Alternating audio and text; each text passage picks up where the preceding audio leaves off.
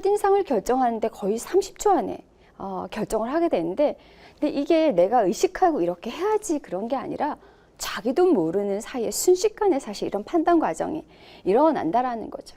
그런데 우리가 첫인상을 이렇게 이야기한 이유가 뭐냐면, 그냥 첫인상을 그냥 그렇구나 하고 지나가면 괜찮은데, 첫인상을 어떻게 형성했냐가 이후의 대인관계에 어떻게 내가 행동할지를 결정하는 데 아주 중요한 요소로 작용하기 때문입니다.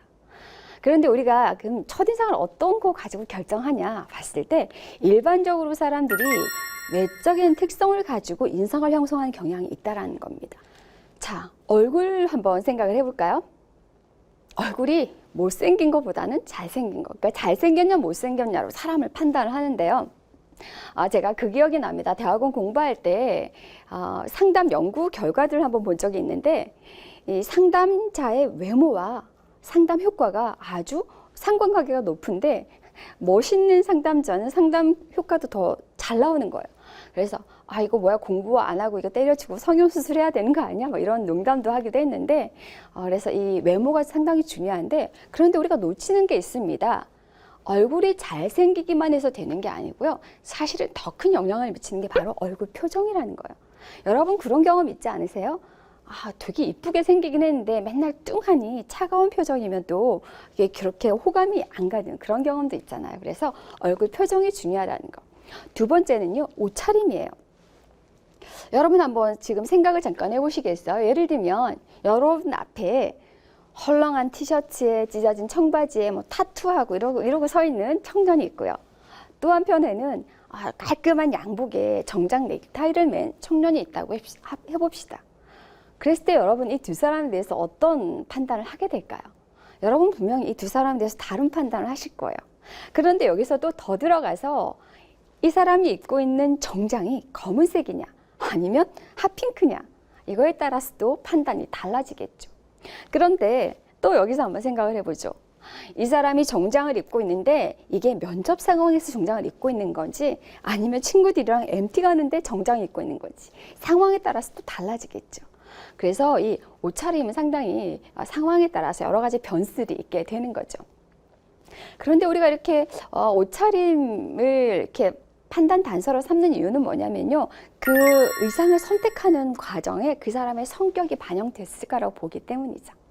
자, 세 번째는요, 비언어적인 행동 단서들입니다. 여러분 그렇지 않아요? 행동이 약간 빠른 사람 보면 이 사람 되게 능력 있고 빠릿빠릿하네, 이런 말들 하죠. 그런데 그 사람이 조금 말도 느리고 행동도 느리면 그런 인상 가질 수 있죠. 사람이 느긋하구나 또는 신중하구나, 이렇게 우리가 판단을 하게 되죠. 예를 들어서 우리 이런 말들 듣지 않나? 이마가 좁은 사람은 뭐 속이 좁다, 곱슬머리는 어떻다고요? 고집이 세다, 이런 말들을 하게 되는데, 이렇게 외적인 단서에 근거해서 첫인상을 형성하면 거기에서 멈추는 게 아니라 그 사람의 성격이나 능력이나 가치관 분석까지 들어가기 때문에 그게 문제가 되는 거죠. 그런데 여러분 우리가 사람들을 만났을 때 이 사람에 대한 긍정적 평가와 부정적 평이 동시에 오게 되면 우리가 어떻게 할까요? 그리고 또 시간차를 두고 정보들이 주어질 때 우리는 어떻게 할까요? 우리가 이렇게 다양한 정보들을 접하게 될 때 모든 정보들을 동일하게 여기지 않는다라는 거예요.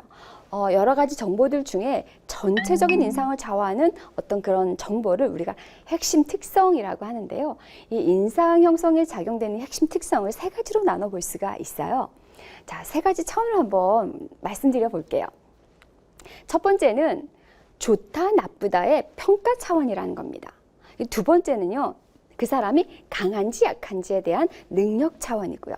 그리고 세 번째는 적극적이다, 소극적이다를 나타내는 활동성 차원입니다. 그런데 여러분 이 세 가지 차원 중에서도요, 우리가 사람들을 판단할 때는 어떤 것을 가장 중요시하느냐? 바로 평가 차원의 영향이 가히 압도적이라는 것입니다. 그렇기 때문에 어떤 사람에 대해서 이 사람이 좋은 사람이야 라는 평을 들으면요, 그게 핵심 특성이 되는 거예요. 그래서 이 사람이 능력도 좋고 사람도 상당히 활동적이고 그럴 거라고 생각을 하는 거죠. 이런 효과를 두고 우리가 후광 효과라고 합니다. 왜 뒤에 빛이 비치는 것처럼 후광 효과가 대인관계에서 나타나는 거죠.